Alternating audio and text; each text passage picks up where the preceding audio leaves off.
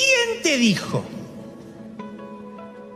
¿Quién te dijo? ¿Quién te está hablando en la semana?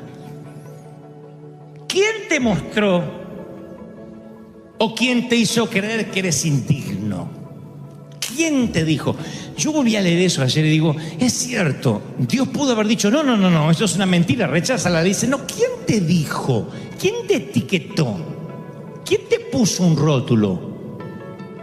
Vamos a ponerlo así.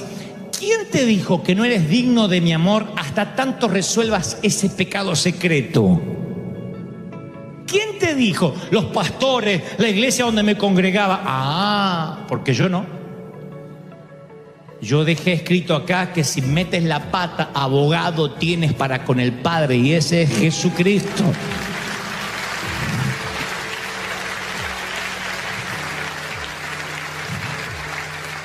¿Quién te ha dicho que yo ya no te voy a perdonar ningún pecado? Porque ya te los perdoné en la cruz y como volviste a meter la pata, ahora me hartaste y te quiero liquidar.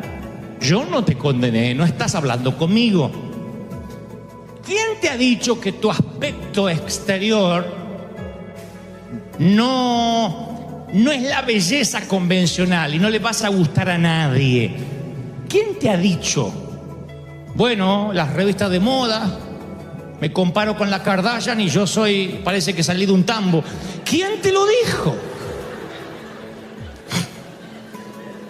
¿Quién te lo dijo? ¿Quién? La revista de moda. Ah, porque yo no.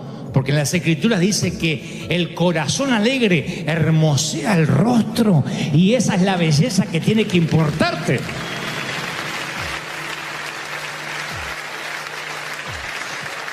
¿Quién te ha dicho que las habilidades y los dones que tiene no sirven para causar ningún impacto? Bueno, mi mamá, las calificaciones de la universidad, nací pa' burro.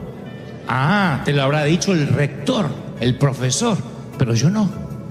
Porque las Escrituras dicen que yo tomo lo que no es para que sea y tomo los niños para avergonzar a los sabios. Y aunque nadie crea en ti, yo sí he puesto mi confianza en ti. ¿Quién te ha dicho que estás desnudo? ¿Quién te ha dicho que cuando hablas hartas? Que cuando hablas la gente está esperando que te calles. Ay, otra vez este parlanchín. Ay, este mitotero que habla. ¿Quién te lo ha dicho? ¿Quién? No, me lo dijo tantas veces, me lo dice mi marido. Cállate, cállate, una cotorra. Bueno, tu marido, yo no. Yo he puesto gracia en ti. Y te he dicho que no tengas miedo por lo que vas a hablar, porque el Espíritu Santo pondrá palabras en tu boca. Así que no sé con quién estás hablando. Entonces hay un momento donde empiezas a desafiar las dudas, las disfunciones, las inseguridades, las desafías cuando descubres lo que Dios está diciendo en realidad. Pero si no sabes lo que Dios dice en realidad, tu mentira se transformará en la verdad. Si desconoces la verdad, cualquier mentira será tu verdad. Y te sentirás feo, fea, flaca, gorda, inculto, indocumentado, divorciada, separado, dejado, traicionado, lo que sea. El enemigo te pondrá muchas etiquetas diciendo, ¿quién te dijo que eres feliz? Entonces tú tienes que volver a encontrarte con la verdad una y otra vez para que la mentira no se te pegue, porque la estupidez se pega. La mentira se pega principalmente si tomas café con ella todas las mañanas. Si desayunas con el diablo, almuerzas con él y cenas con la serpiente antes de irte a acostar. Porque eso es lo que hacen algunos. Bueno, Sata, un beso, me voy a dormir. No voy a darte armas de cómo discutir con el enemigo. No voy a darte estrategias de cómo cortarle la llamada. Yo te voy a alertar de lo siguiente: bórralo de tu lista de contactos, quítalo. En mi teléfono, cuando yo veo un número desconocido, tengo la premisa que no atiendo. Si no está en mi lista de contactos, no atiendo. Soy una persona semipública y puedo encontrarme con alguien desagradable del otro lado. Así que cuando alguien se pasa mi teléfono de uno al otro y veo un teléfono desconocido, no atiendo. Tú estarás pensando, tal vez te pierdas una gran oportunidad. Es posible que quizás sea Donald Trump de la Casa Blanca. Pero ¿qué tal si es alguien que quiere decirme algo hiriente? Un profeta que quiere decirme, un falso profeta que quiere decirme que me voy a morir. Alguien que me quiere decir que tengo que besar a mi suegra varias veces al día, o algo más terrorífico que la muerte. ¿Qué tal si eso pasara? Entonces yo veo un teléfono desconocido y no lo atiendo. No está en mis contactos. Y antes que nos vayamos de aquí, yo quiero que busques en tu lista de contactos cómo tienes al enemigo. En la E de enemigo, en la D de diablo, en la S de serpiente. Y lo borremos. Porque apenas atiendes el teléfono, él te dirá, ¿es verdad que Dios te dijo? Y mi querido, una vez que nos penetre con, ¿es verdad que Dios te dijo? Es poco probable que te liberes rápido de esa conversación sin que mínimamente sufras unos cuantos golpes. Cuando tú le abres la plática al enemigo durante toda la semana, habrás abierto una dimensión que no conocías y que es desconocida y que te meterá en problemas. Es un valle que no quieres pasar, que no quieres atravesar. Nos ha tocado en estos años tratar con muchachas, hombres también, pero por lo general mujeres con algunos desórdenes alimenticios. Yo recuerdo una en particular que comenzó sus batallas con los trastornos alimenticios cuando era casi una adolescente.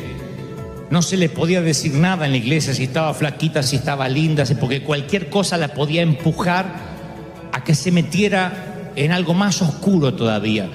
Y ella comenzó luchando contra el peso. Una vez que tal vez quiso ponerse el pantalón de siempre y se dio cuenta que necesitaba un talle más, o tal vez no le entró bien la falda, notó eso y lo que empezó con algo medianamente normal, que es, wow, tengo que bajar de peso, se transformó en una lucha donde estaba en juego el valor de su persona, de su identidad. Ya no era el peso. Entonces empezó un diálogo con el enemigo, un diálogo que le dijo, ¿realmente crees que estás linda? Algo le decía en su corazón, ¿realmente crees que los muchachos te van a ver con esa grasita acá? Y entonces, sin que se diera cuenta, que es lo que siempre hace el enemigo en esas pláticas, le cambió el espejo. Y en lugar de verse reflejado en el espejo que Dios puso para que se vea, empezó a verse en el espejo equivocado. Ese espejo que nadie entiende, cómo quienes sufren de bulimia o anorexia se ven gordos y sin embargo uno los ve en persona y literalmente están cadavéricos. Pero les cambia el espejo de la mente, y se ven gordas o se ven de sobrepeso y se ven con repugnancia cada vez que se reflejan en una fotografía. Me consta de damas y de varones a los cuales el enemigo le dice, ¿es verdad que ese lunar te queda bien? Y con lo que es un lunar o un granito abre una puerta a que un día tengas repugnancia de sí mismo. Y cuando dejas de valorarte a ti mismo como eres, en primer lugar no te amas más a ti mismo. Y la premisa bíblica es que tienes que amar al prójimo como a ti mismo. Así que si no te amas a ti mismo porque te das repugnancia, mucho menos amarás al prójimo, y ni hablar de amar a Dios. Sientes cierto odio hacia Dios por haberte creado así, o flaca o gorda, con pocos senos o con poco trasero, o con cosas que sobren o que falten, lo que sea. Nunca se trata de estética, siempre se trata de tu valor, de tu identidad como persona, que comenzó con una frase: ¿es verdad que te ven linda? todo mundo de lunes a sábado o de lunes a domingo habla más con el diablo que con Dios. Aunque nos jactemos de decir yo soy un hombre y una mujer de oración, 98% de tu tiempo y el mío solemos hablar con la serpiente. Tú dirías, si yo hablara con la serpiente me daría cuenta, pero lo que trato de decir es que él se disfraza como ángel de luz y viene de una manera tan sutil que no te das cuenta. Casi todas las decisiones de nuestra vida que nos llevan por un mal camino es por cómo respondimos a la pregunta: ¿es verdad que Dios te dijo? O sea, no es tanto lo que te diga la serpiente, el enemigo, sino lo que responda. ¿Es verdad que Dios te dijo? Como Satanás no puede hacer que niegues las promesas de Dios, ni podría bajo ningún efecto hacer que sean desmentidas, entonces sutilmente las pone entre signos de interrogación. ¿Es verdad? ¿Es cierto que Dios te dijo que vas a tener favor para con los jueces, con migraciones, y un día vas a ser legal? ¿Es verdad que te vas a sanar de ese cáncer? ¿Es cierto que algún día te vas a casar? Porque mira que ya otro año más, diciembre. ¡Oh! Para el 1900 tendrías que haber estado casada y los días van. ¿Es verdad? O sea, él no te dice, muérete solterona. Él te dice, ¿es verdad? Es una pregunta con sutileza. ¿Es verdad que Dios te dijo? Y al sembrar esa duda de una manera tan taimada, tan sutil, después es muy difícil de detectar que esa duda se implantó en nosotros como un huevo de áspide, como un huevo de serpiente. Si logra Satanás meter su huevo, si logra meter, lo voy a hacer aún más patético, lo voy a hacer más explícito.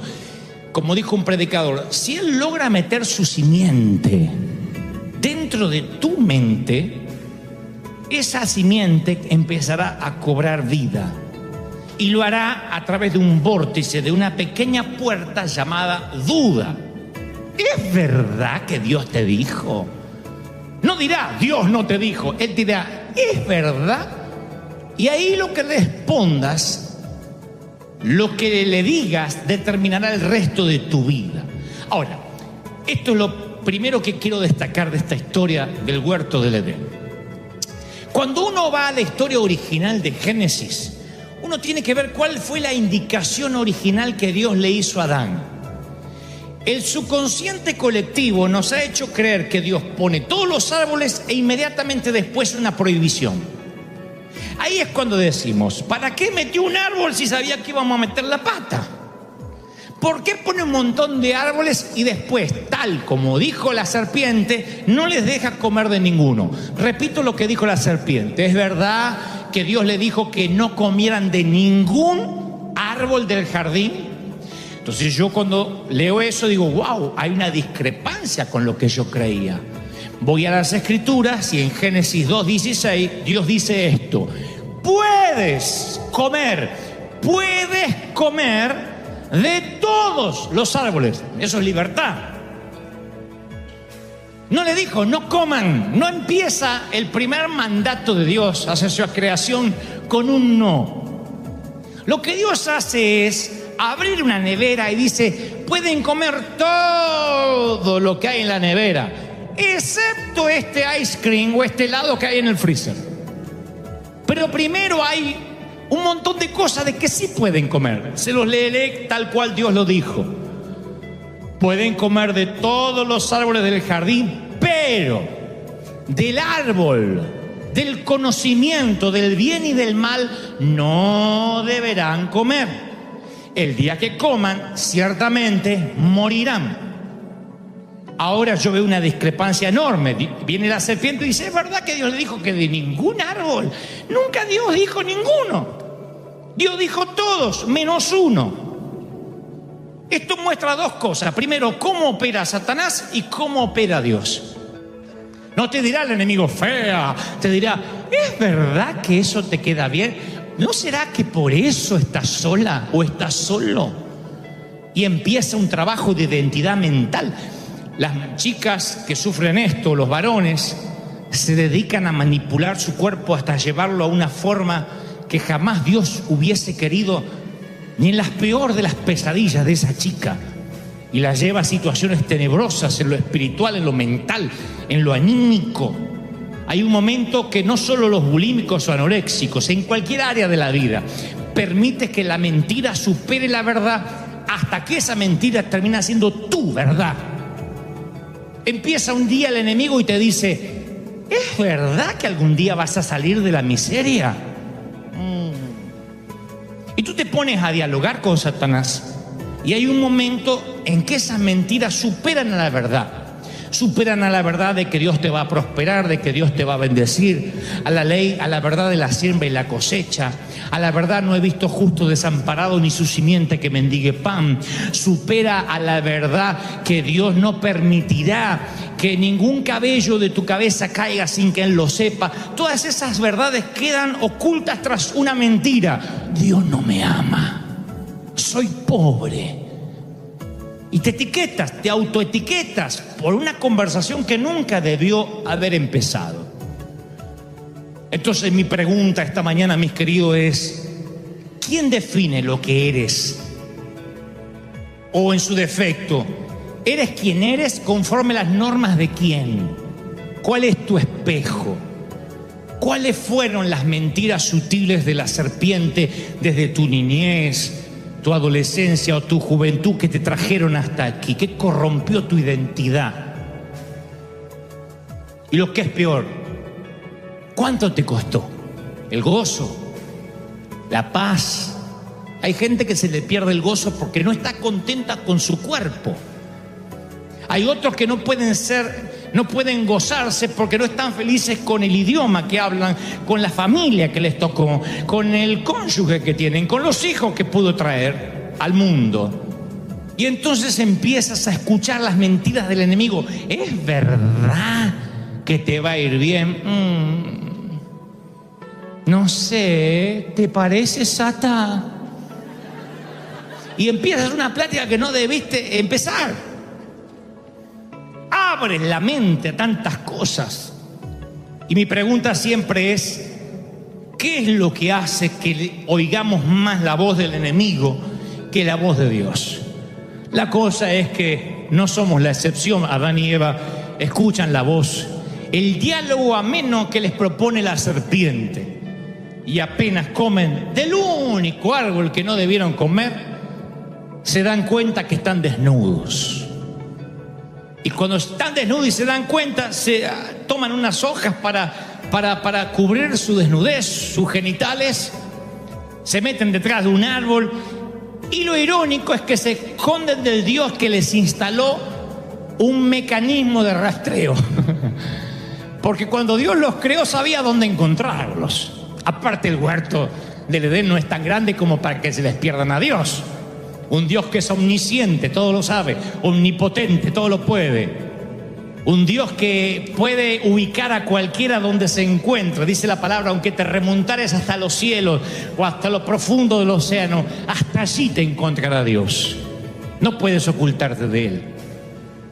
Entonces, ¿por qué el Señor camina por el huerto? Dice Génesis, y pregunta: Adán, ¿dónde estás? Dios no está necesitando información. Él conoce muy bien el jardín y sabe exactamente dónde está Adán. Pero es la misma pregunta que nos hace hoy a nosotros: ¿dónde estás, dice Dios, con respecto a mí? No está diciendo dónde estás geográficamente, sino dónde estás ubicado espiritualmente. Adán piensa que Dios no lo encuentra, que no le anda el Google Maps. Y entonces responde: escuché que andabas por el jardín y tuve miedo porque estoy desnudo.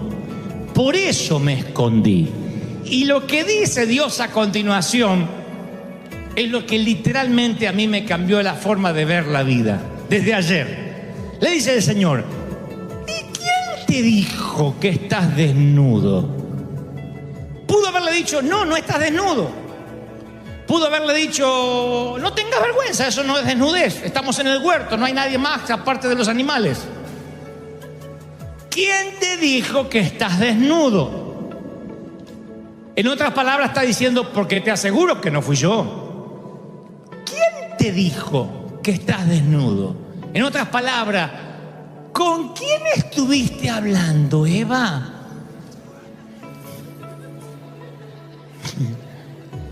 Y la serpiente y se va. Satanás lo que intenta es confundir nuestra mente respecto a las indicaciones de Dios. Confundirnos, no saber qué es lo que Dios quiere y qué es lo que Dios no quiere. Y cuando Dios da una indicación, nunca pone limitación, sino que pone liberación. Los está protegiendo de la muerte. Como cualquier mamá que dice: mira, ahora no vas a comer helado, vas a comer la comida. Si te comes helado ahora, se te llena la panza de dulce y no comes la comida. ¿Han hecho eso alguna madre alguna vez? Ahora, no es que los castigas, que odias a tus hijos, sino que sabes que le va a hacer mal. No te llenes de azúcar, porque después andan rebotando los chicos por la casa. No comas esto que te va a hacer mal. No tomes alcohol, no puedes hacerlo, eres un niño. Hay restricciones que ponemos en favor de protegerlos, y eso es lo que está haciendo Dios. Quiere que Adán y Eva confíen en que Dios los está protegiendo, no que les está prohibiendo. Cuando Dios te dice y te da el decálogo y nos da los 10 mandamientos, no nos está prohibiendo, nos está protegiendo. Eso cambia la manera de ver. ¿Y en la iglesia qué te prohíben? No te prohibimos nada, Dios no nos prohíbe nada. Nos protege de muchas cosas. Que los que no tienen a Dios meten la pata, sufren las consecuencias y mueren. Y Dios ama tanto a sus hijos que nos dio un cerco de protección para no equivocarnos. Eso cambia la manera de relacionarnos con Dios. Nos protege, nos cuida. ¿Sí? Sale tu hija, primera cita, no sé, 16, 17, 18, 20 años, o como yo, 52, y la dejo salir. Cuando tenga 52. Y le voy a dar recomendaciones. No le voy a prohibir nada, le voy a decir: cuídate, protégete. No dejes que alguien juegue con tu corazón como si fueran un grupo de naipes, o como si fuera algo que podrían moldear. No dejes que lleguen rápido a tu corazón. Cuídate el alma, protégete la mente. Eso es lo que hace Dios. Eso es lo que está haciendo, marcando un precedente en el huerto. Porque está muy claro con las primeras palabras: puedes. La motivación es pura, que no muera. No obstante, viene el enemigo y te sugiere, te insinúa, empieza la conversación. ¿No es cierto? ¿No será que Dios no quiere que pruebes? ¿Que Dios está castrando tu identidad? El enemigo viene y te dice: mira, me parece que esto de Dios no te va a cuadrar a ti, porque te muestra pero no puedes tocar, tocas pero no puedes comer, comes pero no puedes tragar. No es justo. El diablo dice: yo soy el primer humanista y el último, el que más defiendo tus derechos. Y me parece que este Dios te pone frente a un árbol y te dice: no comas, y te está tentando el mismo Dios. No es justo para ti, pobrecito, con las hormonas en ebullición. Y tú dices: bueno, es cierto. Ahora, vamos a darle a Eva el mérito que corresponde. Ella le corrige a la serpiente. Le dice: no es tan así. No es que no puedo comer de ninguno, sino que dijo que de ese no podemos comer. Pero la corrección ya no sirve, porque ya Eva se metió en un lío peor, que es comenzar una plática con el enemigo. El enemigo es como un vendedor de multinivel. No hay que atenderle el teléfono. No estoy en contra del multinivel, pero yo conozco mucha gente que dice, ay, a mí eso no me interesa, y vienen con los paquetes así, pero me dijeron que me los dan en consignación. Y bueno, ahí está. Entonces el enemigo, si logra que atiendas el teléfono, está fregado. No hay cosa que me haga sentir más frustrado que ver que sacan de contexto mis palabras. Creo que eso le pasa a cualquiera. Me molesta cuando malintencionadamente editan algo que dije y me hacen decir algo que en realidad no estaba diciendo, no era mi intención. Cuando las cosas son sacadas de contexto, como dijo alguien, es simplemente un pretexto. Y cuando me sacan de contexto me hacen decir cosas que en realidad no estoy diciendo, y ahí es cuando surgen las difamaciones, las cosas infundadas, las murmuraciones. Y me molesta, en mi sentido de justicia, a veces querer iniciar un litigio legal, pero no puedo, no hay regulación en las redes. Cualquiera tiene la impunidad y la inmunidad para decir lo que quiera de nosotros, máxime si eres público. Si estás expuesto, la gente siente el derecho de decir lo que quiera, y eso está bien siempre y cuando no manipulen mis palabras. Pero soy humano, soy normal, y si las manipulan, yo tengo que seguir adelante, no puedo evitarlo. El tema es cuando se manipula lo que dice Dios. Y eso es lo medular del mensaje de hoy. Cuando tomamos las palabras de Dios y de alguna forma las tratamos de cambiar para que digan lo contrario. Tú estás diciendo, oh, yo nunca haría eso, y estoy convencido de que no. Pero hay un enemigo que siempre toma las palabras de Dios, lo que está escrito, y lo edita de manera tal, como en un malversado YouTube, como en un malintencionado video, para que nosotros, en realidad de ver, oír lo que Dios está diciendo, interpretemos otra cosa muy diferente. Insisto, no me molesta que alguien malinterprete mis palabras, porque al fin y al cabo no vivo necesariamente de mi reputación, sino de mi llamado. Pero cuando el enemigo malversa lo que dijo Dios, eso puede significar una vida de éxito o una vida del fracaso entre los que creen el video malintencionado del enemigo. Te lo voy a poner así. Cuando el enemigo llega al huerto del Edén, arriba al huerto del Edén en forma de serpiente, lo que hace es sacar de contexto las palabras de Dios. Cuando el enemigo o la serpiente antigua viene a hablar con Adán y Eva, lo hace mediante la insinuación elegante. No se para o no se presenta ante Adán y Eva, o ante Eva en este caso puntual, y le dice, oye, lo que te dijo Dios no tienes que obedecerlo. Libremente tienes que hacer todo lo contrario a tu Creador, porque Eva misma hubiese rechazado una tentación tan abierta, tan explícita, tan procaz, tan directa. Y hoy estaríamos todos en el huerto del Edén celebrando y festejando. Hasta Adán habría visto con claridad los propósitos de la tentación y se habría alejado. En lugar de eso, Génesis 3:1 manifiesta con totalidad, describe con totalidad la sutileza del enemigo. La serpiente le hace una pregunta a Eva y dice, ¿es verdad que Dios le dijo que no comieran de ningún árbol del jardín? Es solo una pregunta.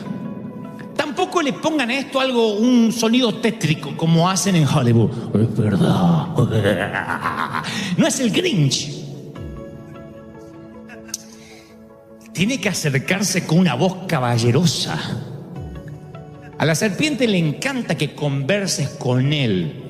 Y una vez que comience la conversación va a ser muy difícil cortar. Hace muchos años un periodista argentino hizo un libro que se llama Cristo llame ya, donde retrató la vida de 5 ministros, entre los que estaba este humilde servidor. Y para eso hizo una investigación con cada uno de nosotros con varias notas, con varios reportajes que se extendieron durante semanas. Recuerdo uno en particular que convenimos encontrarnos en un mall con el periodista. Él me prometió que no hablaría mal de nosotros, que solo retrataría lo que le dijéramos. Así que yo llego apurado y le digo, wow, tuve que dejar el auto no sé dónde. ¿Y qué auto tiene? Ah, uno, y le dije la marca. Y me senté allí. ¿Vas a sacar fotos? Me dice, sí, pero en un rato. Le digo, me peino un poquito y me arreglo. Le digo, porque si no yo salgo mal. Y sí, cómo no. Qué lindo perfume, hueles bien. Sí, es que uso tal perfume, no sé qué. Sí, pero no me gusta, me pongo un poquito porque es la costumbre. Bueno, empezamos a grabar, hizo rec y empezó el reportaje formal. Sale el libro a los meses y empieza el capítulo que dice Dante Gebel, el rockstar. Ya no me gustó. Y decía, el pastor de los jóvenes llegó apurado al mall presumiendo la marca del auto que tenía. Inmediatamente alega tener un perfume francés muy caro y se arregla el cabello cada tanto diciendo, me vas a sacar fotos, como quien está pendiente locamente de su imagen. Alguien que es adicto a la apariencia empieza a hablar conmigo y yo noto que antes de encender el grabador el tipo está muy nervioso. Y yo dije, todo eso pasó, pero no estaba grabando el desgraciado. Y me hizo quedar como un imbécil. Posiblemente lo era en ese entonces, pero me hizo quedar peor. Y entonces yo le digo, llamo al periodista y le digo, ¿por qué pusiste eso? Y me dijo, te daré una lección que quiero que no olvides. No existe con un periodista el off the record. El periodista ya está tomando nota de todo lo que pasa desde que le atiendes el teléfono para arreglar la cita. Lo mismo valga para el enemigo de tu vida. El enemigo te preguntará buscando lo que quiere oír. ¿Es verdad que Dios te va a bendecir? Ay, no sé. Y te agarró la duda. Segundo, buscará un título. Se te va a hacer difícil conseguir trabajo sin papel. ¿Quién te va a pagar solo en cash? Y te puso el título, indocumentado. Te levantas a la mañana, soy un indocumentado.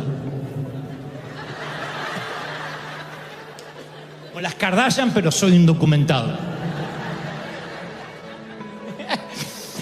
Y lo tercero, no existe el off the record.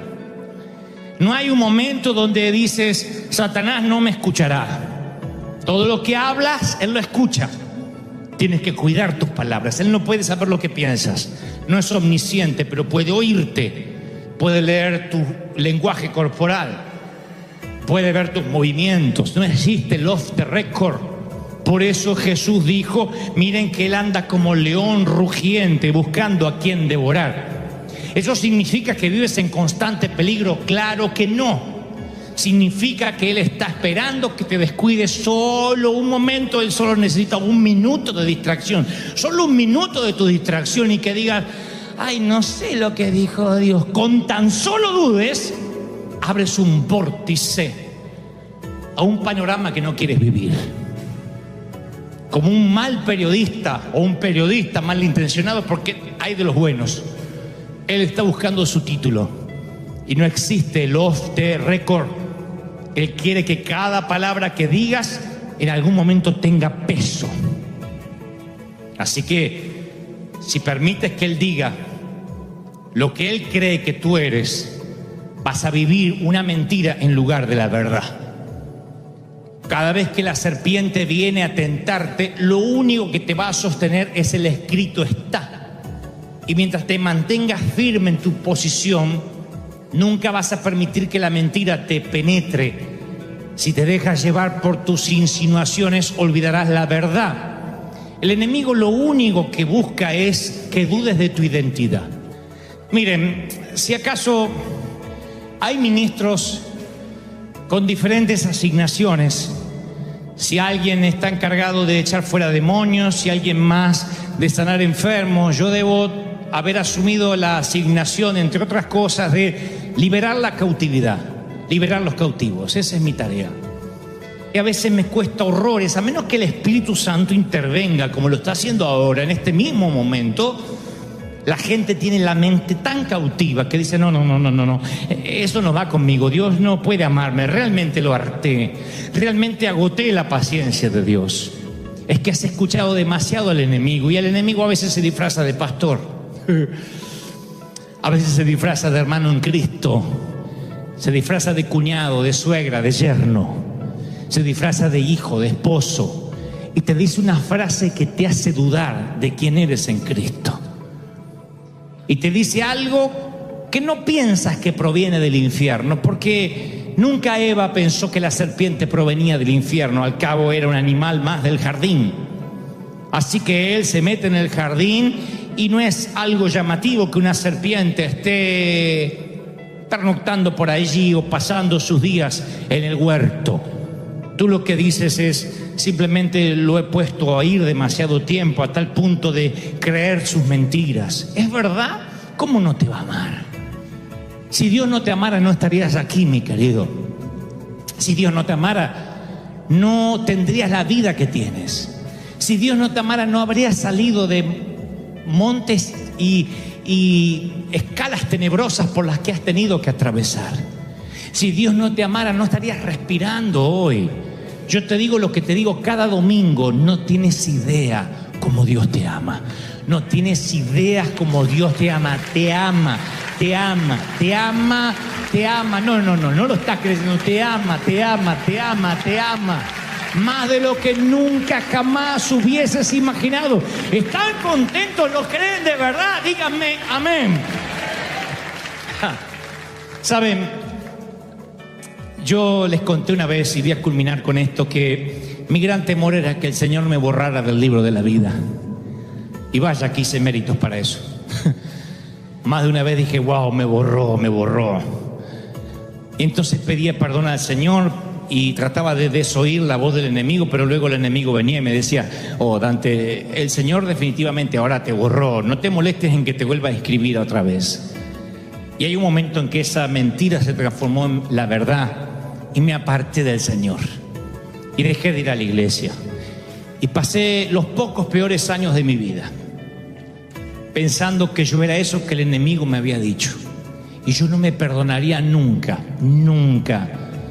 si algún día ustedes perdieran años de su vida, o lo que es peor, la vida eterna con Cristo, a causa de que yo no te dije esto. Cuando Jesús va al desierto, se le aparece el enemigo. Toda la tentación que sufre Jesús es respecto a su identidad. Si eres el Hijo de Dios, ordena estas piedras que se conviertan en pan. He escuchado a predicadores decir, ahí el enemigo jugaba con el hambre que tenía Jesús como humano, de hacerse una buena torta de jamón de la piedra. ¡No! La tentación estaba antes que la torta de jamón probable o la piedra. Era, si eres el Hijo de Dios. Si eres el Hijo de Dios, arrójate del pináculo más alto, y como dice la palabra en los Salmos, enviará a los ángeles para que te sostengan. Si eres el Hijo de Dios. ¿Se dan cuenta? Satanás no ha cambiado su modus operandi. Satanás no es creativo, no cambia nunca su estrategia. Siempre está diciendo, si Dios te ama, si eres el Hijo de Dios, si realmente crees que eres importante, haz esto o lo otro. Él hace que dudes de tu identidad. Si dudas de quién eres en el Señor, desconoces lo que dicen las Escrituras respecto a ti. Jesús respondió una y otra vez a Satanás, escrito está, no solo de pan vivirá el hombre, sino de toda palabra que salga de la boca de Dios. Escrito está, no tentarás al Señor tu Dios, escrito está. Tú dirás, bueno, entiendo lo que tratas de decirme, Dante, me voy a meter en un seminario bíblico y me aprenderé de memoria lo que escrito está. No, porque tú puedes aprenderte de memoria lo que escrito está y desconocer lo que escrito está para ti. ¿Quién eres tú respecto a lo que está escrito? O sea, antes de que Jesús fuera al desierto, ocurre un incidente o un evento, que Jesús se va a bautizar al Jordán y desciende el Espíritu Santo en forma de paloma, y Dios desde los cielos dice, este es mi Hijo y estoy muy complacido de él. Cristo graba esas palabras y se va al desierto. ¿Quién puede ceder ante la tentación de la serpiente cuando en tus oídos resuena: eres mi hijo y estoy contento contigo, me caes bien? ¡Aleluya! Entonces, el poder de la defensa no lo hacía el hecho de que Cristo conociera la palabra, sino quién era Él en esa palabra. Este es mi hijo y estoy contento con él. Creo que eso es lo que te está faltando a ti y a mí. Recordar a diario quiénes somos. Porque el enemigo es muy raro que diga: ¿es verdad que Cristo murió en la cruz? Tú le dirías: claro, solo lee los evangelios. Él no te dirá algo así. Él te dirá: ¿es verdad que murió en la cruz por ti?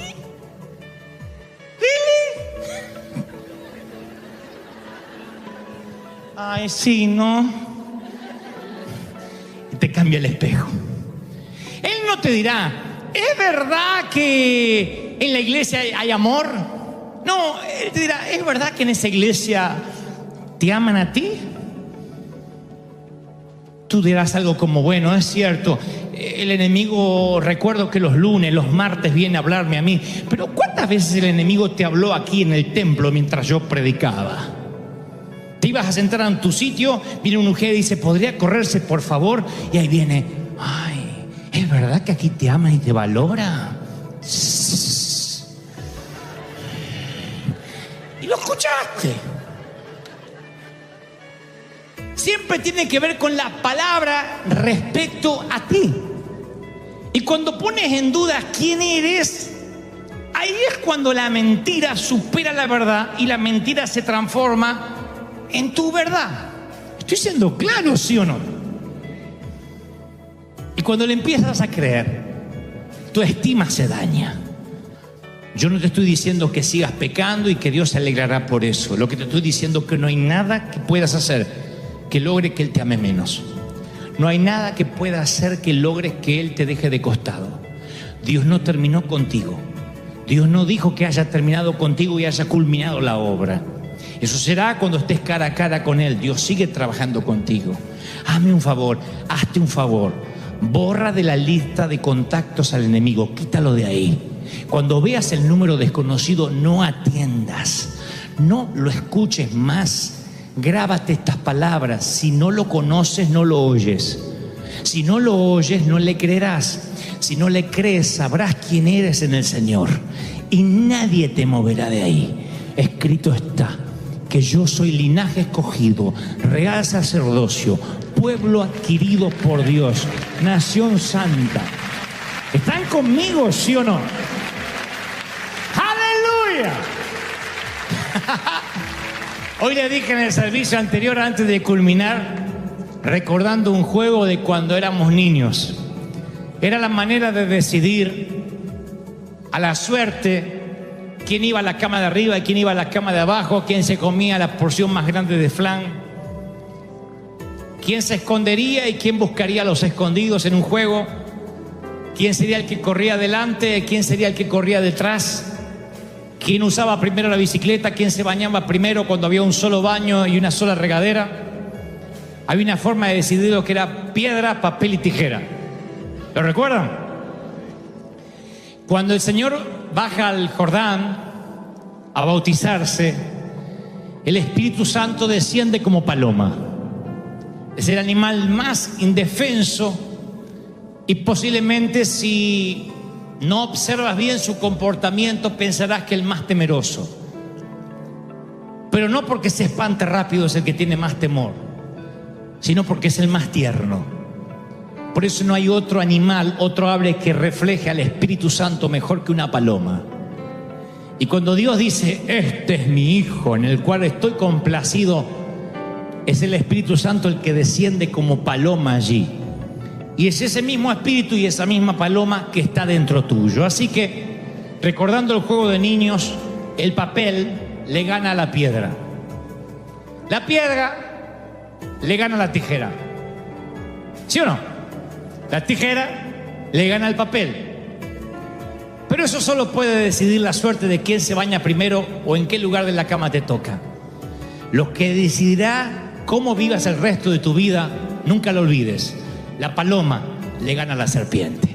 Siempre, siempre, siempre. ¡Vamos! ¡Celebra! ¡Celebra esa victoria! Dale un aplauso al Rey, dale un aplauso grandioso al Rey de Reyes. ¡Bendito sea Dios! ¡Aleluya! Las naciones van a la guerra por cosas. Las familias se dividen por cosas. Cónyuges pelean por cosas más que por cualquier otro asunto. Las cárceles están llenas de matones y presidentes ejecutivos que cometieron delitos para obtener cosas. Son solo cosas. Jesús lo dijo en Mateo 6:19, no acumulen para sí tesoros en la tierra. Fíjate qué sencillo. Porque ahí la polilla y el óxido lo va a destruir. Y los ladrones van a entrar a robar. Tienen que acumular tesoros en el cielo donde ni la polilla, ni el óxido carcome, ni los ladrones se meten a robar. Porque donde está tu tesoro, está tu corazón. Frase que no se nos tiene que olvidar nunca. Donde está tu tesoro, está tu corazón. No me digas que tu tesoro está en las cosas, pero tu corazón está en Dios. No, donde están las cosas, está tu corazón. Quisiera decirte algo más positivo, pero donde están tus cosas, está tu corazón. Supongamos que pasas una semana en un pequeño hotel, en un Motel 6, en un Motel 6, chiquitito, o esos hoteles que son provisorios al lado de la ruta, que apenas tienen una cama, pocas cucarachas y un sitio para bañarte. ¿Qué posibilidad hay que gastes todo tu dinero en redecorar el hotel? Ni siquiera te tienta, porque dice, no, es pasar la noche. Estás ahí por poco tiempo. Entonces sería necio derrochar el tesoro de tu única vida en una residencia pasajera. La gente sabia tiene claro lo que perdura y lo que no. De manera que Jesús afirma que es sabio acumular tesoros en lo que es eterno. ¿Qué es lo que es eterno? Dios y las personas. Dios y la gente. La vida es el hotel de cuarto barato. Nuestro cuarto, la casa, los muebles, la ropa, va a perdurar equivalente a la eternidad, unos pocos segundos, en comparación a la eternidad del alma. Entonces, bueno, claro, disfrutar las cosas, y sí, claro que sí. Yo no te voy a decir, yo hice un pacto de pobreza y me gusta vivir bajo un puente. A mí me gusta disfrutar las cosas. Pero dice Jesús que no acumulemos cosas en nuestro corazón, porque eso es mortal. Porque en cualquier momento va a tocar hacer el checkout. En cualquier momento nos golpean, señor, tiene que abandonar la vida. A un adulto le resulta irónico que un nene de 2 años diga, mío, esto es mío. Porque los adultos sabemos que los niños no obtienen nada por su cuenta. Todo se les da. Todo lo que tienen se les dio de alguien más grande, de alguien más sabio. Sin embargo, los niños se suelen apegar a las cosas. Si alguien intenta quitarles algo, ese artículo se transforma en su favorito. Porque los niños pueden ser muy ilusos a veces. Ahora, adultos, consideremos algunas verdades bíblicas. Del Señor es la tierra y todo cuanto hay en ella, el mundo y cuantos lo habitan. Salmos 24:1. Otro, recuerda, el Señor tu Dios, porque Él es el que te da el poder para producir esa riqueza. Dios le dice, Dios a Moisés, Deuteronomio 8:18. Mía es la plata, mío es el oro, afirma el Señor, Ageo 2:8. Entonces, cuando uno comprende que así como un niño de 2 años tampoco tiene nada propio, un adulto tampoco tiene nada propio, empieza a pensar, entonces, ¿de quién es lo que tengo? Y la Biblia no da un jeroglífico o una trivia para que averigüemos. Es claro, es mío, lo que tienes es mío, dice el Señor. Yo desde hace rato que estoy en el ámbito eclesiástico y yo te conté cuál es la pregunta más recurrente. ¿Tengo que ofrendar o diezmar sobre el neto o sobre el bruto? traducción del bruto de la pregunta del que pregunta.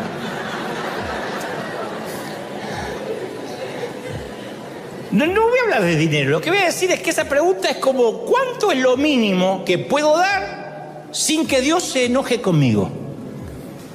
Lo que implica es: ¿cuántas de mis cosas me puedo quedar sin meterme en problemas con Dios? Quiero ser un dador, pero tampoco quedarme sin cosas. Eso es como presentarte ante tu mamá el día de la madre, decirle: mamá, ¿cuál es la mínima cantidad de dinero que puedo gastar en tu regalo sin romper nuestra relación? ¿Está bien un gift card de $5? Te mata la vieja.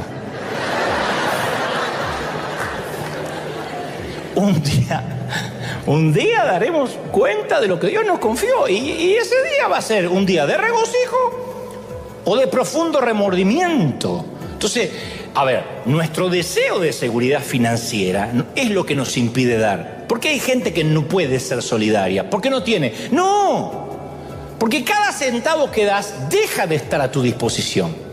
Cada dólar que yo doy deja de estar a mi disposición. Entonces, mi sensación de libertad siempre aumenta cuando doy. Me siento más libre porque al dar estoy declarando que mi seguridad no descansa en el banco, sino que mi seguridad descansa en la providencia divina, en que Dios nunca me va a faltar. Eso es maravilloso. Dar es un acto de confianza en Dios. Es decir, Dios, ¿sabes que tengo 3 tortillas? Voy a dar una, voy a dar 2, me voy a quedar con hambre, pero lo estás viendo y me vas a multiplicar. Es confiar en Dios.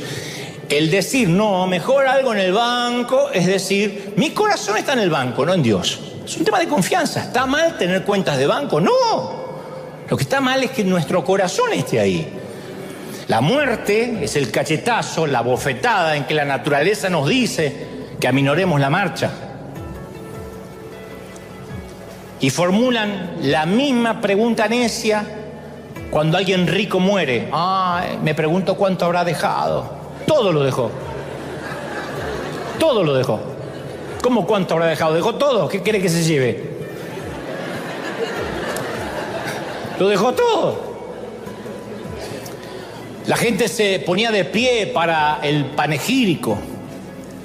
Mayormente hablaban de sus logros, porque si bien todos sabían de él, nadie en realidad lo conocía a él.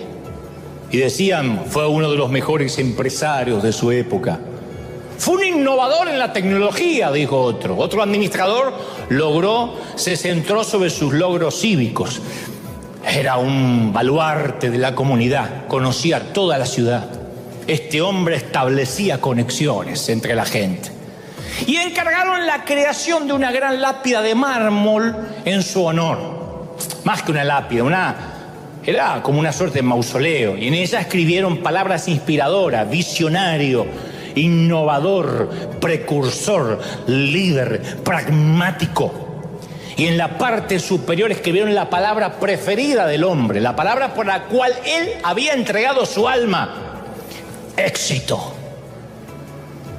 Erigieron su lápida conmemorativa, enterraron el cadáver y se fueron todos a casa.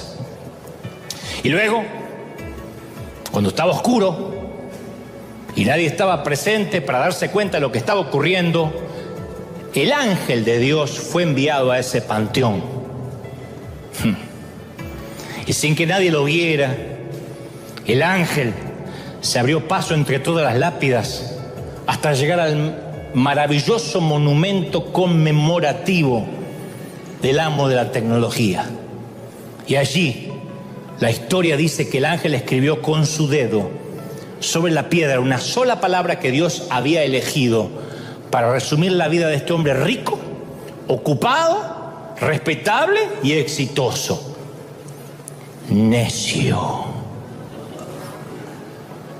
Dios le dijo: necio, esta misma noche vienen a reclamar la vida. ¿Para quién van a quedar las cosas que acumulaste? A estas alturas ya te diste cuenta que esta historia es una versión de la historia que relató Jesús hace 2000 años. Y Jesús fue muy franco en su diagnóstico, ¿no? No dice que el hombre fue malo y perverso en la vida, solo dice que fue un necio. torpe. ¿Por qué usa Jesús una palabra tan severa? Porque este hombre no se propuso de manera, deliberada, ser negligente con su esposa, ignorar a sus hijos. No se propuso como meta ser tan avaro de estar ensimismado en su propio mundo. No fue el propósito de su corazón desafiar a Dios ni cerrarse en su compasión hacia los pobres. Tenía otras cosas que hacer. Estaba muy ocupado. Dedicó su vida a las cosas incorrectas. Y cuando Jesús cuenta su historia en Lucas 12:21, resume la lección en una sola oración, de modo que se asegura que entendamos lo medular. Así le sucede, dijo Jesús, al que acumula riquezas para sí mismo en vez de ser rico delante de Dios. Entonces el objetivo de la vida, el gran juego de la vida, la gran trivia de la vida, según Jesús, ¿cuál es? Simple, ser rico delante de Dios. Y nosotros nos pasamos la vida jugando a tener el control y es un juego estúpido. Porque no se le puede nunca ganar a la casa, nunca le ganamos a la banca. Y cuando termina el juego, hayamos jugado como hayamos jugado, seamos peones o reyes, todos vamos a la caja. Y lo único que va a importar es la evaluación que haya hecho Dios de nuestro paso por la vida. Entonces los empresarios capitalistas, el presidente ruso, las estrellas de Hollywood, Chris Rock y Will Smith, los porteros de escuela, los miembros de Somalia, las figuras más antagónicas, premios Pulitzer y dictadores, todos estarán de pie en fila delante de un Dios en un pie de igualdad. Todos. Y ser rico delante de Dios significa amar a personas que nos rodean. Ser rico delante de Dios significa volverse generoso con esas pocas cosas que tenemos antes de que sean arrojadas al vertedero de manera orgánica. Ser rico delante de Dios significa lograr que aquello que es pasajero se ponga al servicio de lo eterno. Eso es lo que hacemos.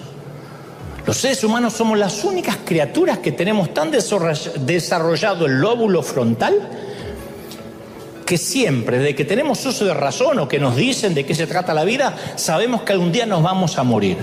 Un chiquito de 4 años sabe que algún día el abuelo se va a morir, papá se va a morir y él se va a morir. Somos los únicos que sabemos eso. Tenemos desarrollado, insisto, el lóbulo frontal para entender de que hemos de morir. Y sin embargo nos aferramos a las cosas. Muere, no hay forma de timar a la muerte. Y creemos que controlamos algo. Y somos a veces tan torpes como César Augusto que creemos que nosotros decidimos algo. Y saben que creer, que creamos que controlamos algo nos enfrenta a veces a las demás personas. Las demás personas hasta nos constituyen un problema. Porque a veces no se comportan como quisiéramos que la gente lo haga, de modo que tratamos de manipularlas, de adularlas, de subyugarlas, de intimidarlas. Como dijo César Augusto, y por aquellos días yo decreté, dijo el torpe. Y nosotros somos así de torpes a veces. Llegas a tu lugar de trabajo, las cosas se hicieron a tu manera, se concretaron las tareas que asignaste. ¿Qué significa eso? Significa que estás al mando. Tengo mi empresa, mi compañía. Estás en tu pequeño reino. Pequeño, pero es tu reino. Vas al cuarto de tus hijos, las camas están tendidas tal como lo pediste. Las tareas están hechas tal como lo ordenaste, los calzones sucios en el canasto, no colgando como si fuera la bandera estadounidense. ¿Qué significa eso? Significa que estás al mando. Este es tu pequeño reino. Entras por la puerta de la casa al final del día, tus pantuflas están junto al sillón reclinable, te grabaron el partido que te perdiste, te espera un masaje en los pies, tu cena está en el horno. ¿Qué significa? Que entraste en la casa equivocada. Es la de al lado, esa no es la tuya.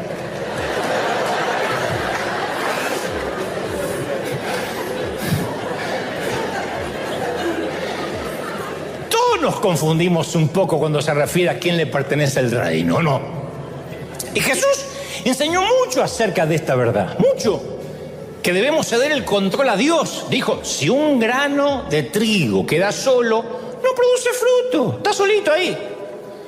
En cambio, si se lo siembra en el suelo, muere y entonces vive. Y agregó, si procuramos salvar la vida, la vamos a perder. Pero cuando la perdemos o estamos dispuestos a perderla por amor a Él, vamos a cobrar vida. Entonces, en realidad uno cobra mayor poder cuando se rinde, cuando dice no tengo el control de nada. Porque es muy poco además lo que se puede lograr con la fuerza de voluntad. Esto lo saben los que están en adicciones. Hace un ratito aquí Gastón Pols nos contaba que es historia conocida porque lo ha hecho público, cómo pudo lograr salir de las adicciones con la ayuda de Dios. Y creo que uno de los grandes descubrimientos, por ejemplo, por darte un ejemplo de Alcohólicos Anónimos, es que si un alcohólico trata de dominar su alcoholismo mediante su propia fuerza de voluntad, está condenado al fracaso. El gran secreto es aceptar nuestra realidad y rendirnos ante Dios. Necesito ayuda. De otro modo, cuando queremos por nuestra propia cuenta salir, no podemos. ¿Y sabes qué es lo peor? Que solemos ser tan torpes como César cuando suponemos que si logramos tener más cosas, tendremos mayor control sobre nuestras vidas. Esta es la mayor falacia de la vida. Ahora, convengamos, todos tenemos cosas, todos. Las vemos, las queremos, las exhibimos, las comparamos con cosas de otras personas, hablamos acerca de las cosas caras de los demás, coleccionamos nuestra propia pila de cosas. Nos imaginamos que si esa pila creciera lo suficiente nos sentiríamos valorados y nos daría seguridad. Decimos esa frase, sí, el dinero no da la felicidad, pero vaya que ayuda. Porque así llevamos el puntaje de nuestra cultura. Nos compramos una casa y luego tenemos que comprar muchas cosas con dinero que no tenemos para meter dentro de esa casa. Y seguimos comprando tantas cosas que después nos hace falta una casa más grande. ¿Saben lo que es una casa? Es una pila de cosas con una tapa encima. Es una caja. Algunas personas han sobrevivido toda su vida sin tener una. Jesús, por ejemplo. No es una apología no tener casa. Digo que hay gente que nunca tuvo. Hoy existe más de 30.000 edificios de depósitos en Estados Unidos llamados storage para almacenar cosas de la gente. En la década del 60 esta industria no existía. Hoy en día la gente le paga a empresas, a compañías, para que les guarden las cosas que les sobran.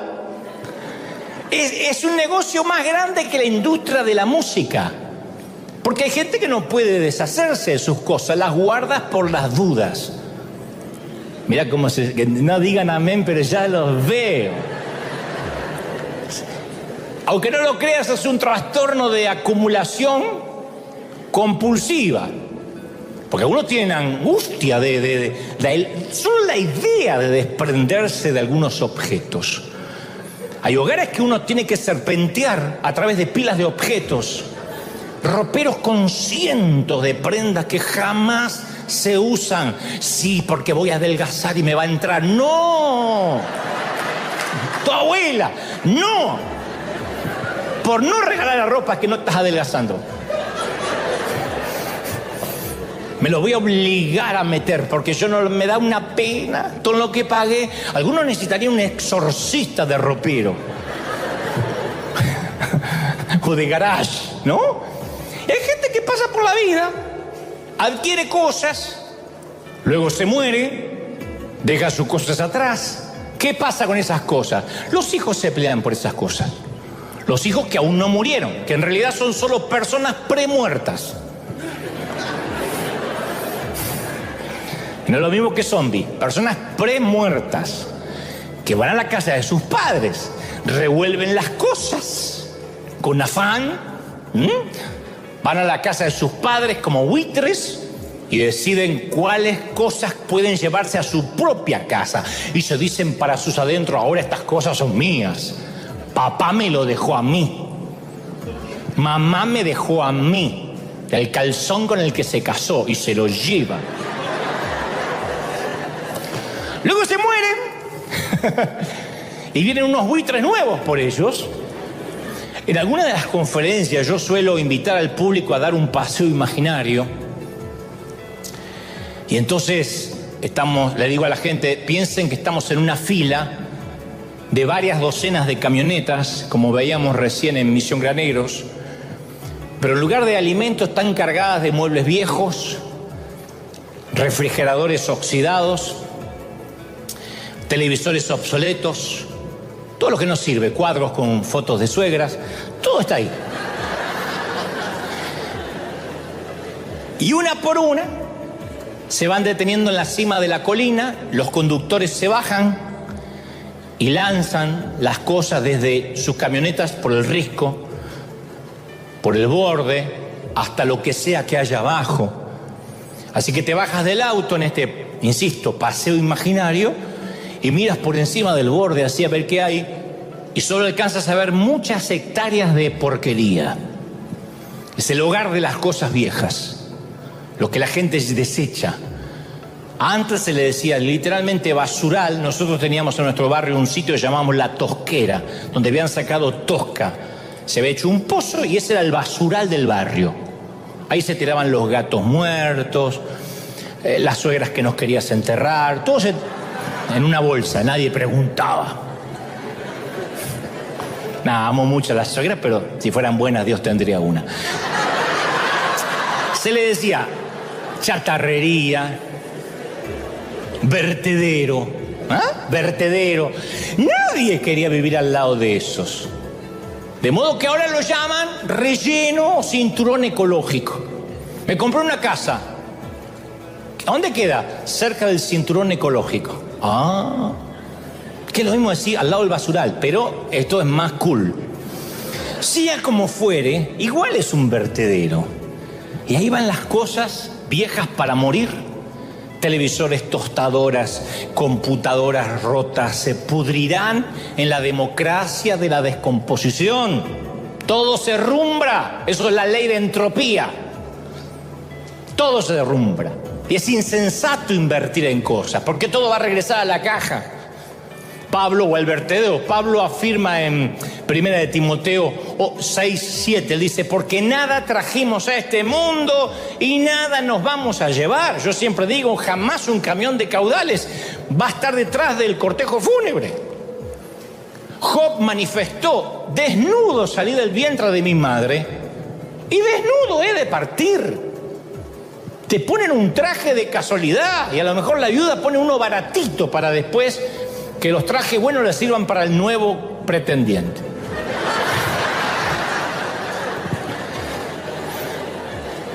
Llegamos desnudos y sin un centavo. Y nos iremos desnudos y sin un centavo. Por Dios, ¿por qué lo olvidamos? Y en el interín, entre la cuna y la tumba, entre el útero y el sepulcro, adquirimos algunas cosas para poner en nuestro cuerpo, para meter en nuestros bolsillos. Pero después hay que devolver todo. Lo pedimos prestado por un tiempo y un día hay que devolver todo. Es una habitación de hotel, no te llevas nada. Y por mucho que tengamos, seguiremos siendo siempre la gente sin lo suficiente. Siempre nos falta algo. Porque queremos adquirir seguridad, que las cosas nos asignen seguridad. Y para la gente sin lo suficiente no existe satisfacción duradera para el alma nunca. Yo hace poco vi un comercial de internet de banda ancha que el eslogan era: ayer no sabías que existía, hoy no puedes vivir sin Wi-Fi. Yo digo, esa es la enfermedad del alma sin lo suficiente. ¿Cómo es que hoy no podemos vivir sin Wi-Fi en un restaurante? ¿Cómo que no podemos estar a la mesa sentados con los nuestros? Si no tenemos señal, somos capaces de levantarnos e irnos a otro sitio. No obstante, podemos tener muy poco y aún ser ricos, porque un alma rica es la experiencia de la vida disfrutada minuto a minuto, experimenta un sentido de gratitud. El que se considera rico en su corazón no es una metáfora, no es que muérete de hambre y sé rico en el alma. No hablo de eso. Lo que digo que es que rico en el alma es aquel que está agradecido por lo que recibió, en lugar de resentido por lo que no tiene. Y entonces enfrenta el futuro con esperanza, en vez de ansiedad. Pablo experimentó la riqueza de ser, no de tener. Entonces descubrió que ya sea que le tocara vivir en una cárcel o en un hotel de lujo, él tenía más que suficiente, porque ya había sido librado del yugo de tener. No necesitaba tener para obtener valía. Entonces a cada cosa que adquirimos deberíamos pegarle el rótulo pasajero. Hace muchísimos años sucedió que el hombre más poderoso del mundo estaba sentado en su trono de Roma. Estaba dedicado a adquirir, dedicado a extender su control absoluto. El mundo nunca había visto a nadie ni nada igual. Sus tierras se extendían al norte, hacia Inglaterra, al sur hasta África, al este hasta Asia, cubría más de 3 millones de millas cuadradas, o sea, más que toda la masa territorial de los Estados Unidos. Y este hombre literalmente gobernaba el mundo conocido de la época. Era gobernador de gobernantes, era el rey de reyes, así se lo consideraba. El rey, sobre todo rey de reyes. Al primero que se le dio ese título fue a él. Claro que no todos deseaban ser gobernados por este rey de reyes, gobernados por Roma, pero su ejército era tan poderoso que ¿quién iba a discutir? ¿Quién se iba a oponer? Nadie quería desafiarlo. César Augusto, señores. César Augusto tenía un estatus magnífico, majestuoso. Su gobierno erigió estatuas de él para que todo el mundo lo venerara, para que todo el mundo lo adorara. Por eso se le decía rey de reyes. No sé si alguna vez te pasó eso, que llegas al trabajo y antes de sentarte en tu cubículo tienes que ir a la oficina del jefe y decirle: no soy digno de trabajar para usted, lo adoro, señor. Pero esto le pasaba al tipo, le pasaba a César Augusto. Contaba con un ejército de 500.000 soldados de infantería. Eso es mucho dinero. 500.000 de soldados. Eso es una inversión increíble. Ningún otro ser humano ejerció tanto territorio mundial durante tanto tiempo. Y cierto día decide investigar hasta dónde llegaba su imperio, lo que era conocido como la Pax Romana. Hasta dónde llegaba. Entonces Lucas 2:1 relata que aconteció en aquellos días que salió edicto, un comunicado real de parte de César Augusto, para que toda la tierra fuese empadronada. Toda la tierra. Un censo mundial se daba el lujo de hacer este hombre. Por aquella época se presume que César tendría unos 60 años más o menos. Un hombre joven. Él solo dice la palabra y todo el mundo corre a obedecer y a empadronarse. Y acá el asunto empieza a ponerse interesante, porque este monarca absoluto que se consideraba a sí mismo un semidios, levanta el dedo en Roma y a unos 2.400 kilómetros, en una provincia desconocida, una pareja emprende una peligrosa travesía por el capricho de un rey. Noten el resultado. Un niño nace en una pequeña aldea que, a propósito, en esa aldea en la que está naciendo es la que se menciona en una antigua profecía hebrea sobre la llegada del Mesías. Ahí nace el niño. La antigua profecía decía que el Mesías tenía que nacer en Belén. Por años se dijo eso. Pero José y María no vivían en Belén. Las posibilidades de que tuvieran un bebé en Belén eran nulas. No vivían en Belén. Nunca habrían ido allí. A no ser porque salió un edicto de parte de Augusto César. Entonces, por el edicto de este tipo, esta pareja se tiene que refugiar en Belén, y ahí se cumple la profecía. Entonces, si yo pudiera ir al pasado y preguntarle ¿por qué nace Jesús en Belén?, César Augusto diría: porque a mí se me antojó, porque yo hice un llamado, porque yo estoy al mando. Sin embargo, ¿quién está obrando en esta situación? ¿La voluntad de quién? Es la que aquí se cumple. ¿Quién es el verdadero rey moviendo los hilos detrás de la escena en el making of? ¿Quién es? Este relato en realidad es el cuento de dos ciudades: dinero, soldados, palacios, títulos, prestigio, todo está en Roma. Belén se componía de establos, pesebres, burros y pastores. César pensó que su trono en Roma era seguro. Sin embargo, el reino yacía en un pesebre en Belén. A César actualmente, si uno dice ¿qué quedó de aquel César que dominaba el mundo? Le quedó un solo palacio en el mundo. No está en Roma, sino en Las Vegas. Lo financian ilusos que creen que le pueden ganar a la banca, ilusos que creen ejercer el control de algo, que además del Caesar Palace le queda si acaso una cadena de pizzería. Mira lo que te digo. ¿Y qué quedó del bebé del pesebre? Está en todos los corazones, en las vidas y en las iglesias del continente, de todo el mundo. Cada año yo compro una nueva agenda. Cada año, es una costumbre de hace años. Las uso cada año, esas de espiral, barata, de tapas negras, imitación cuero, por si quieren regalarme el año que viene.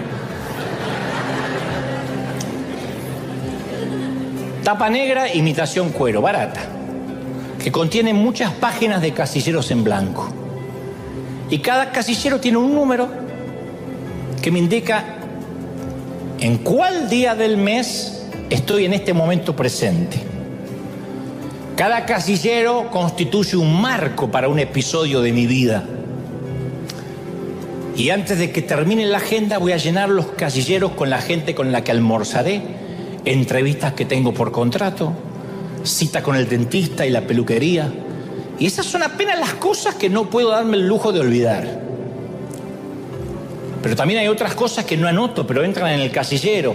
Miles de tazas de café, un poco de oración, dormir otro poco, una copa de Malbec mendocino, alguna película, gestos de ayuda al prójimo. Sea lo que fuere que haga, tiene que entrar en uno de esos casilleros de mi agenda, porque yo vivo un casillero a la vez. Las 4 hileras, las 4 líneas que rodean mi casillero son las paredes del tiempo que me organizan la vida. Son mi cápsula de tiempo diaria, ¿sí? Cada casillero tiene una puerta invisible que me conduce al siguiente casillero. Y entonces ahí llenaré el marco de tiempo que me sella. Lo llenaré con todas mis ocupaciones otra vez, tal como lo hice con el casillero anterior, al que le hago una cruz cuando pasó. No sé por qué, pero a medida que envejezco, los casilleros dan la impresión de achicarse un poco. Y un día entraré en un casillero que no tendrá salida. Uno de esos casilleros será el último en el cual viva. El juego es que no tengo idea cuál casillero será. Antes de la pandemia pensaba que la gente se moría de vieja o de enferma.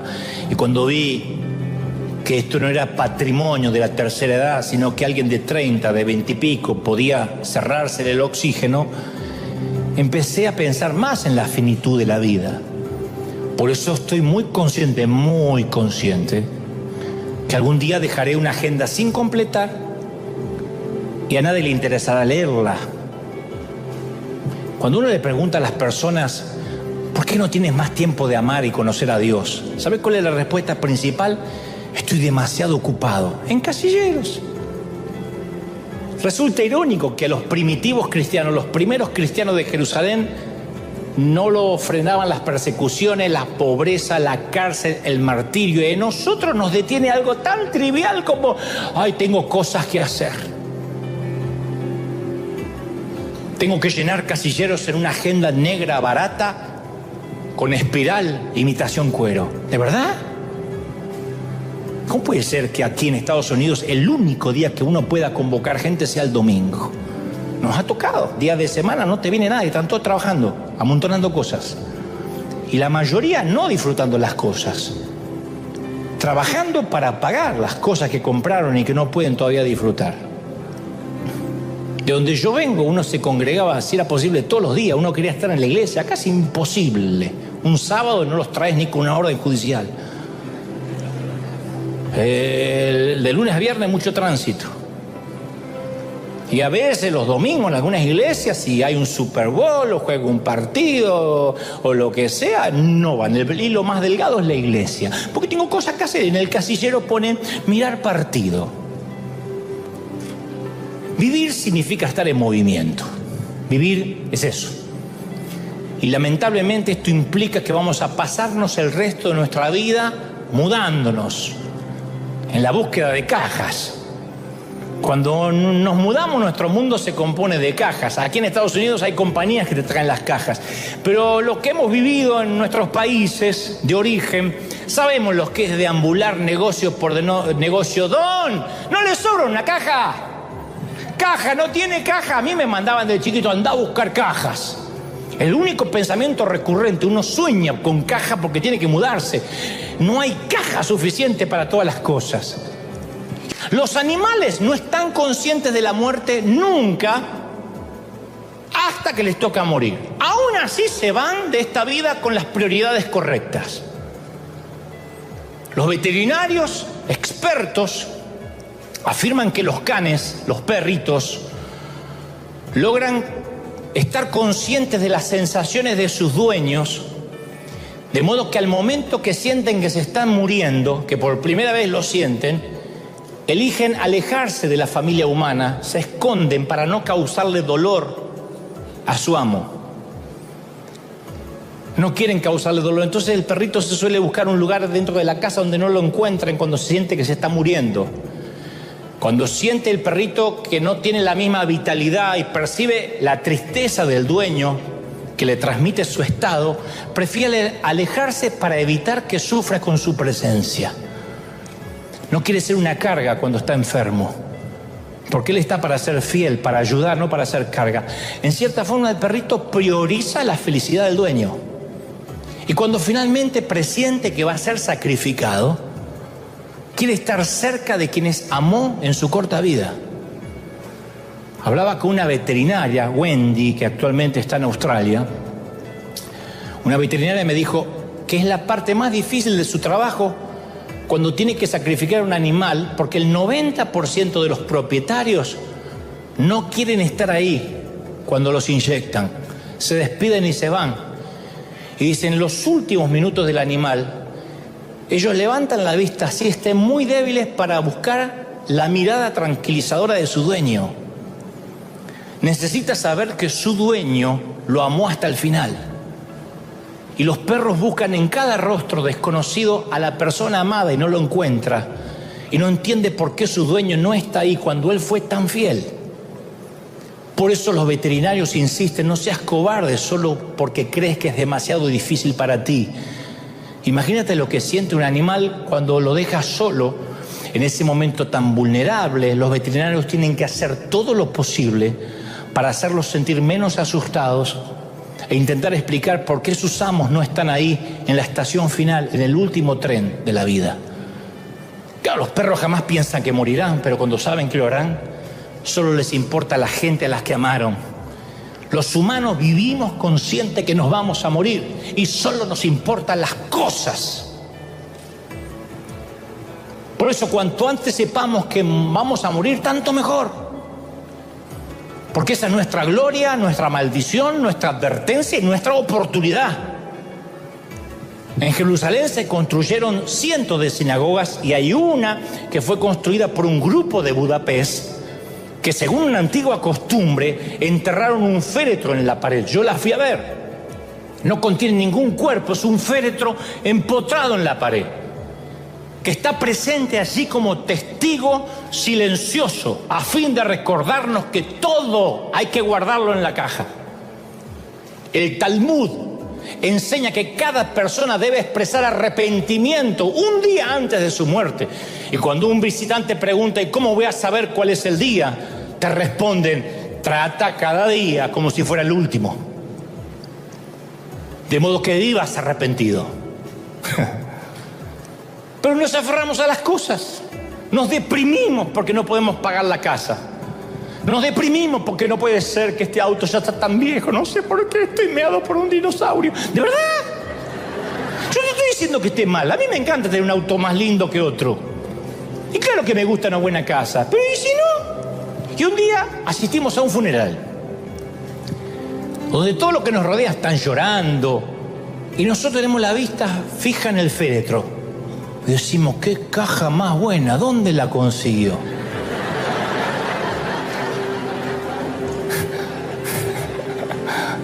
Me refiero a que eso se trata la vida, una mudanza. Y el funeral es la última mudanza de la vida. El coche fúnebre es como el camión de mudanzas. Los portadores del féretro son los amigos, a los únicos que podemos pedirle que nos den una mano en una mudanza de tal envergadura. ¿Y el féretro qué es? Esa enorme caja ideal, la última que vamos a usar en realidad y la que hemos buscado durante toda la vida. Un día la vamos a encontrar, la caja está esperando. Y esa caja es la más importante porque allí vamos a guardar las posesiones, el currículum, nuestro cuerpo, las horas en el gimnasio, el dinero, las opiniones que otros tenían de nosotros, la seguridad, los títulos, la salud. Porque las cosas de nuestra vida son solo pasajeras. Llegará el día que nuestra jubilación, nuestras cuentas de banco resulten irrelevantes. Nuestros títulos y agendas no le van a impresionar a nadie. Promedios, puntajes, premio, diploma, menciones, like, seguidores, aceptaciones en universidades serán olvidados. Nadie sabrá qué ropa colgaba en nuestros roperos, qué celular usábamos, qué autos había en nuestros garages. Nadie. Lo único que quedará es el amor. Lo que se hizo por amor a Dios va a perdurar. Cada ser humano que vemos es un receptáculo de eternidad hábilmente disfrazado. El amor es lo único que nos podemos llevar y podemos dejar. Entonces no esperemos morir para descansar en paz. El gran juego de la vida es ser rico delante de Dios. Todo lo demás va al vertedero, al estercolero, al muladar, al sumidero, al albañal, la cloaca. O sea, todo se irá a la última caja.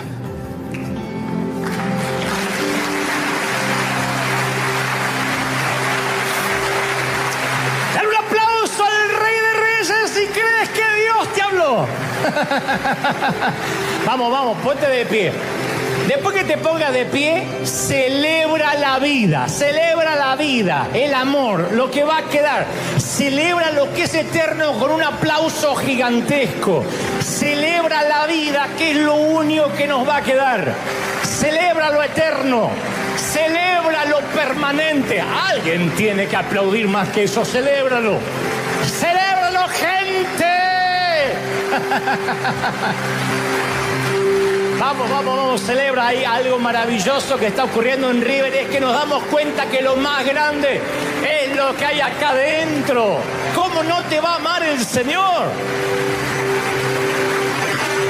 Así que, aquí en la arena y allí en casa, ayúdenme en todos, digan conmigo, Señor Jesús, entra en mi corazón, perdona mis pecados. Quiero que me ames y quiero amarte. Anota mi nombre en el libro de la vida. Gracias, Señor. Ahora me encantaría orar por ti. Coloca las manos así para recibir un regalo, pero esta vez no vas a recibir cosas, sino que voy a orar para que venga sobre ti una revelación de eternidad, de saber lo que va a durar y lo que no. Oro por ti, he hablado tu intelecto, pero sé que el Señor ha hablado donde yo no puedo llegar, que es el corazón. Te bendice el Señor. ¿Cómo te ama el Señor? ¿Cómo no te va a amar? Vamos todos los que sepan orar, oren al Señor, digan: Señor, perdóname por haber sido tan tonto, tan torpe en aferrarme a las cosas. Ya está. No digo que vas a celebrar por una quiebra o por haber perdido la casa, pero de verdad, créeme, no es tan importante. De verdad. Cuando estés en una cama de hierro, con sueros intravenosos, en un hospital tras un biombo, con un último atuendo que te da el hospital, que ni siquiera te dejarán llevar cuando te mueras, te darás cuenta que no es importante.